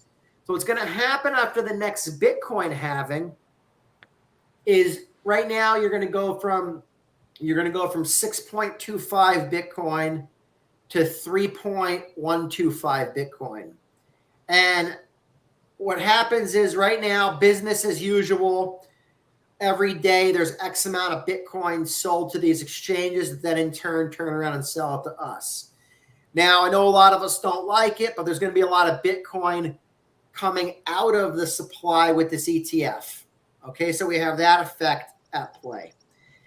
When we have the next halving, that's going to reduce the amount that hits the open market every day, the wholesale market, which the wholesale market would be selling to these exchanges. You are going to see a supply shock. And what that means is that the price is going to rise until it hits the demand, because that's how supply and demand works. Bitcoin and Litecoin are completely inelastic assets. Gold and silver aren't. If the price keep mining more, Right. I mean, take over a country in Africa and buy them out and then start mining. $5,000 gold, I think they're going to start mining gold on the Colorado River, and they're going to start calling that gold. Which comes out of the Grand Canyon. Yeah, right. Not let you go in the Grand Canyon. All the national parks, mine it's not completely inelastic, because if the price rises exponentially, they'll figure out ways to get more on the market. Even silver. They'll go to landfills and start recycling. If silver's really $1,000 an ounce, they'll start going to landfills and start pulling silver out of TVs and old phones and old everything. They're going to have to do something, because just in breaking news, the U.S.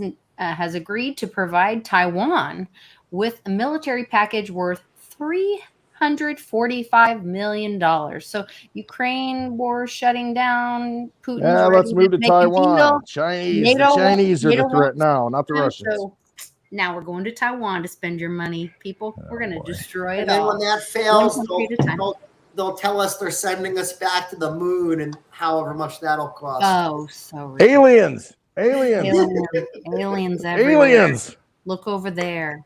Yes. For the record, I don't honestly think, I'll throw this one out there. I'm 41 years old. I don't think they'll ever get back to the moon. That they've never been. I don't think they'll get to the moon in my lifetime. Yeah.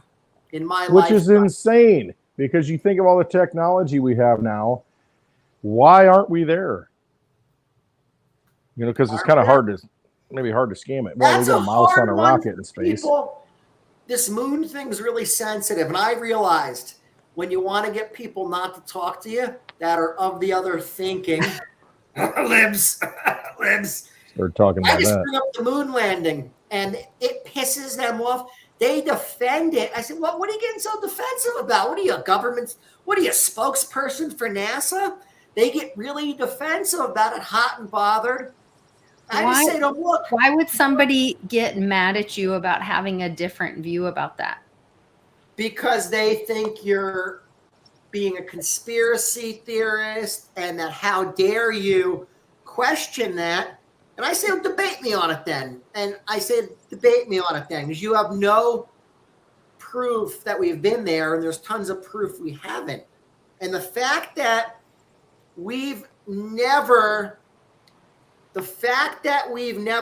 not only went back there, forget going back there, right?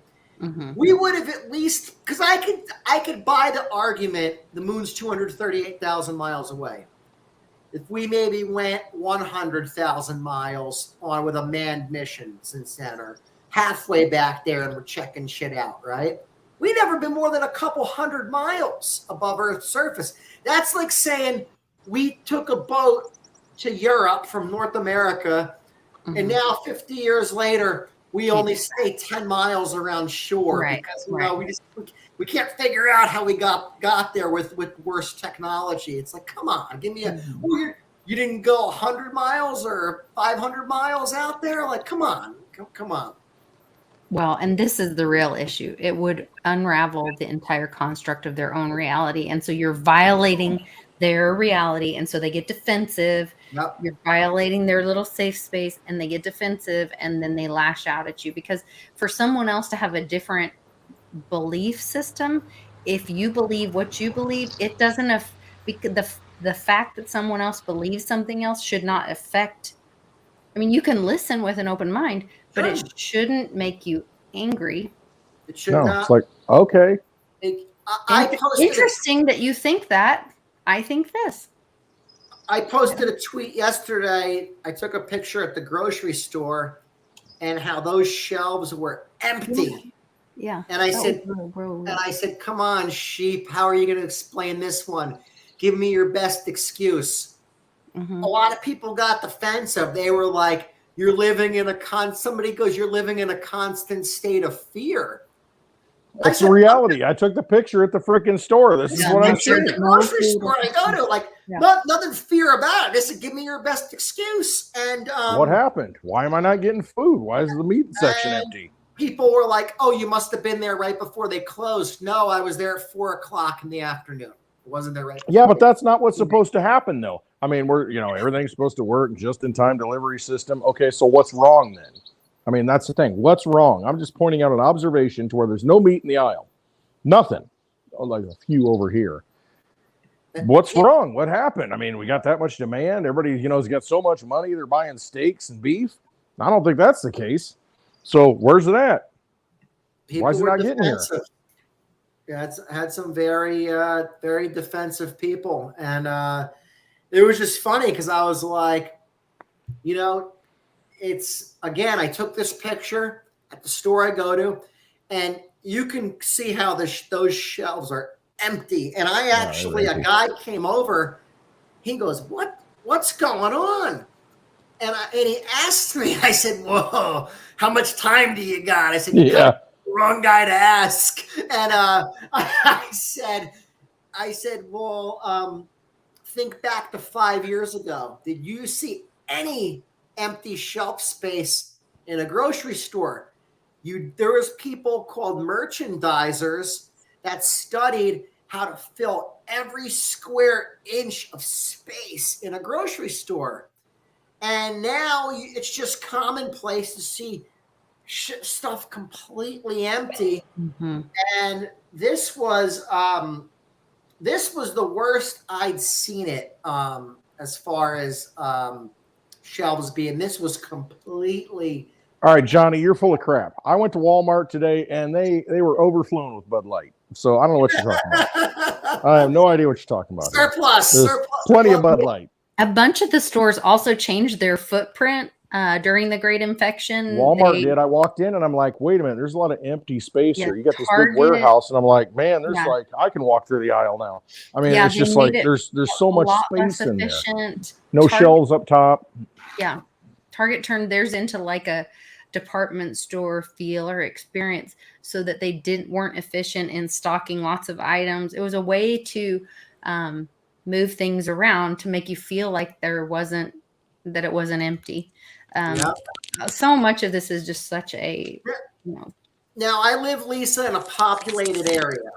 So I'll admit that. So a lot of people were saying, well, they haven't seen that at their store, which I respect that because they might live in an area that's less populated, whatever have you. I do live in a busy area, but I don't live in New York City either.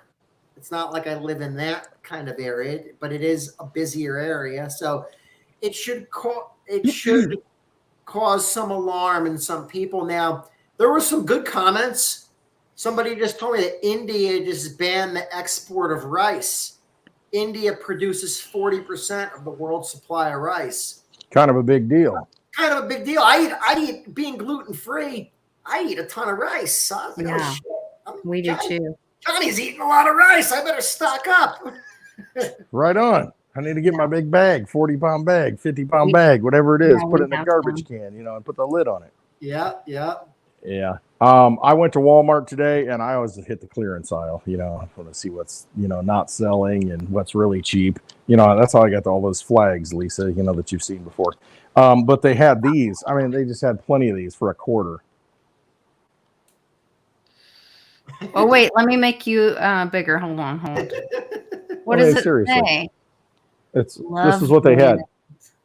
They had these masks and 2 glow sticks for $0.25. It was $1.24 normally. So I bought a bunch of them. I'm thinking for the next Westwood meetup, we're gonna have like a dance party, and we're gonna turn the lights out, and we'll all put our little masks on and have our glow sticks. That'll be really safe. That'll prevent COVID. That's very helpful. Yeah. I mean, it'll be fine. Love wins, baby. Let's celebrate Pride Day. I got it right here. 2 glow sticks. I'm thinking, how much are 2 glow sticks? $0.25? Yeah, I'll pick up a few. It's the funny thing is, it's the same people doing this stuff to us. It's the same people that did COVID, that came out with the BLM stuff. They did. I mean, they just. It's another day, another thing they're doing. I stand with Ukraine. They're selling those things. It's like, I know. I'm like, well, really? Somebody's making money. Yeah, there's a lady down buy your $30 T-shirt. I stand with Ukraine, but I don't like capitalism. Yeah. All right. Not America. Yeah. All right. Cool. Lady down the road that painted the front of her garage door, like her whole front of her house garage door, the Ukraine flag, and I thought, when you figure this out, you're going to feel like such an idiot. Like, will they figure it out though? No, because they lead them into the next thing, and then they're on that, and then they'll be for Taiwan next. I see. Yep, that's it. They got to have the narrative shift all the time. It's the narrative always shift. A new thing. The same people that were shaming everyone about COVID, shaming everyone about the shot, walking around with their BLM shirts. Now they're walking around with pride stuff. Now it's the Ukraine, and it's this. Literally, it's the same thing, the same argument. It's just a different shirt or logo they put on. And it's like, now I'm this, and it's like, it's scary. Meanwhile, there's no wheat coming out of Ukraine. There's the grains, the breadbasket of Europe. There's nothing being produced there. See, it's all artificial scarcity. They're all trying to control the whole thing and say, oh, look, but it's because of climate change, because it's so hot, all the crops can't grow. I mean, and that's the big thing now. It's so hot. Oh my gosh, it's terrible. This is like a game changer. It's only going to get worse. I mean, it's just quit being duped. I mean, that's really what it comes down to. We got a hot summer. So what? We're probably going to have a cold winter. Whatever. It's so sensitive to people. That is why I like bringing up the moon landing thing, because it's not something where, even though that's sensitive to people too, but it's not, doesn't hit on these modern issues. So it's something that, hey, no matter what your political belief or background or orientation, this is logic. And so that's why I try to bring people back to that. Mm-hmm. And then let's build on that. Because like 9/11, a lot of people say like 9/11 is a good one because it's more like modern. But where I live, 9/11 is a sensitive subject for a lot of people. Yeah, you're right there. You can see the skyline. Lost family members and lost family members. So like I tell people is like, look, we respect 9/11. People died, right? No matter how the building fell, right? It did fall and people died in that building. And then there are a lot of people got diseases after, firefighters and stuff. Mm-hmm. So, you respect those people. Those people that were heroes that tried to, they weren't thinking at the time, oh, who's behind this? They just wanted to save Americans. So that's why that's a sensitive one. It's a tough one. But the moon, that's why I personally love the moon stuff, because it's like, look, here's a thing. It's not sensitive. It's not none of these modern issues. It's just logic but it's still triggers. And that's sad that triggers people. It's like, this should not trigger you at all. It's just using your brain and common sense to think. A question. And what do you think? How did they launch from the moon to come back to Earth? That's a good question. How did they launch? They had all this, glitz and glam, the rocket going up and all this. Well, how did they get back? How'd they get back? They have a rocket. They have a launch pad. I mean, they had the little foil wrapped, tripod, where they had their blast crater when they took off. how did that happen? And how did the moon rover get up there? And who's taking the pictures? And I mean, you start asking these questions. It's like the back of that fire exhaust. How much fuel did that thing hold? I mean, that's a long journey. Well, von Braun came out in the 50s and said that it's an impossibility. And he said that the Saturn V or the rocket would have to be bigger than the Empire State Building. And obviously it wasn't. So how did the smartest rocket scientist in the world miscalculate this by that much in the 50s. He didn't. He was spot on. Right. Even to this day, Elon Musk says if we want to go back there, we have to go back to a space station. I think it's at least 9 times to refuel. So how do we do it once in the 60s? Come on. How does that happen? Come on. Bitcoin. Wernher von Braun.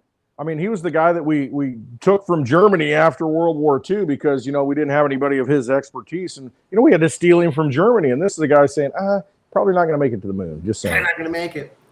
But that, talk about all the, who we took from Germany that we wanted. And then what do they call it? Operation Paperclip. How they, people forget about that one. They continued to do those same we're still under that same crap. I mean, we just had another experiment in the last 3 years. I mean, same thing. It's the same thing. It's the same. We're just in a big concentration camp, and we just don't know it. And we don't. That's what it comes down to. And they've been doing tests on us for years and years. And there's the little mouse that went to space. I mean, seriously. I mean, if that doesn't upset the apple cart and make you think. How does the mouse violate your live in space without oxygen and run around next to a hot rocket? Well, I mean, imagine the heat of that thing. And just running around. Yeah, it's going back and forth. Yeah, it goes this way, goes that way. Yeah, it's all good. That's one mouse that we got to get that DNA and, we got to use the CRISPR and put it in all the humans because then we'll be immortal because that mouse, there's no way it survived up there. No way. I mean, what is this? Question it. Think about it. I mean, crazy. How is that possible? Insane. A mouse on a rocket. On our way out, I want to listen to one video that I just really made my day today. It's like 6 minutes long, so I'll just pick through it so we can hear just the good parts. Cool. But it was insane. Talking to Gensler, Senator John Kennedy, Grill's secretary. He's awesome. That dude's awesome. I want to hang out with him. Why did you and the SEC allow the FTX fraud to happen? The crypto field is often one that is handling and bundling services, as I said earlier, and often also offshore, and is ripe with producers of fraud. It also takes time to thoughtfully and by the book and by the law build investigations and bring actions. There's a public figure, on average, about 23 months to start the either settlement or bringing an action with the SEC. We did bring actions over the course of the last 5 years on 150 companies who are. But the cow was out the barn. I mean, I follow your remark, Mr. Chairman, because I have great respect for you, and you've said repeatedly, or FTX blew up. The SEC has the authority to regulate cryptocurrency. Now, here you have this company, FTX, run by a young man. This is so funny. Who has more zeal than wisdom. He prides himself looking like the fourth runner-up in a John Belushi lookalike contest. He prides himself on being underdressed and overhaired, reeks with arrogance. You could have sent down one investigator from the FTC with an ego like Mr. Bankman-Fried and said, I want to send someone down from the SEC and let me just watch him for a day. And he probably would have walked with you in. I mean, his dad is a chaired professor at Stanford Law School. You don't say. And I think Gary knows him.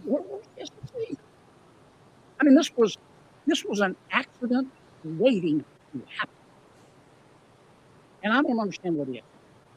So, sir, I would say that the whole field has hurt more Americans than it should. Yeah, but I'm talking about FTX. I mean, we look back at FTX. I mean, Senator Griffin made this point. And we have this elaborate, complex regulatory machinery, the SEC, which is supposed to guarantee transparency and combat fraud. And any fair-minded person has to look at FTX and Mr. Bankman-Fried and these kids and go, what in God's, where was everybody? Where were the adults? Where was the SEC? And I would say where we were is my predecessor. And We're taking down Kim Kardashian. My honor to be chair. About 140 or 150 actions. There are 15 to 20,000 tokens, and there are dozens of platforms. But it was after the fact, Gary. I mean, here's this young man. He did everything but buy Mount Rushmore. Weren't y'all curious? Where's this guy getting this money? I would say that in the summer of 2021, when we that was one of my favorite quotes. The next very favorite large quote crypto is exchange in the U.S. They went on Twitter and said that we were sketchy when we subpoenaed. Wait, did you hear that? They went on Twitter and said when we gave him a subpoena, he fought us in the district court. He fought us in in the appellate court. But I'm not talking about how many lawyers can dance on the head of a pin. I'm talking about why didn't you send somebody down? I guarantee you, with his ego, Mr. Bankman-Fried would have welcomed you. Okay, he probably would have asked you to bring a film crew.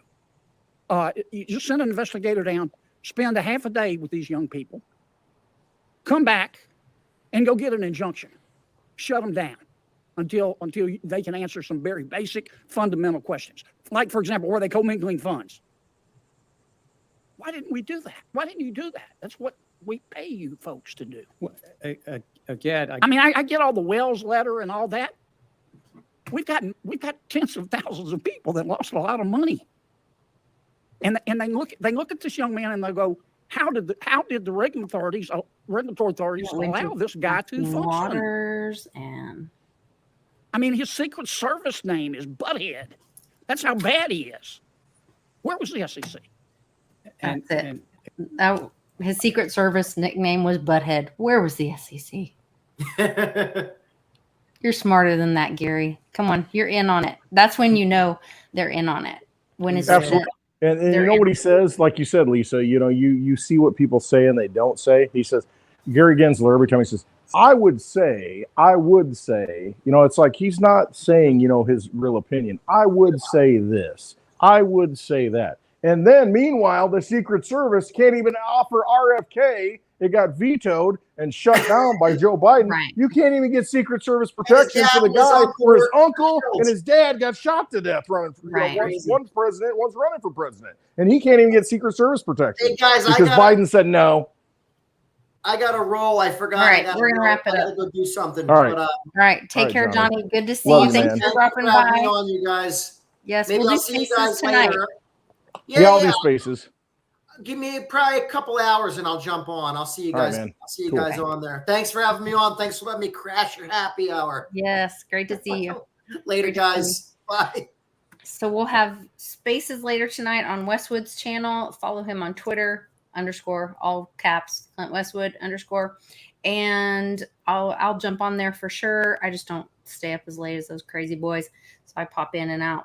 And then tomorrow morning about 11 a.m. Central Time, I'm going to be doing a Patreon live of my latest, greatest eBay.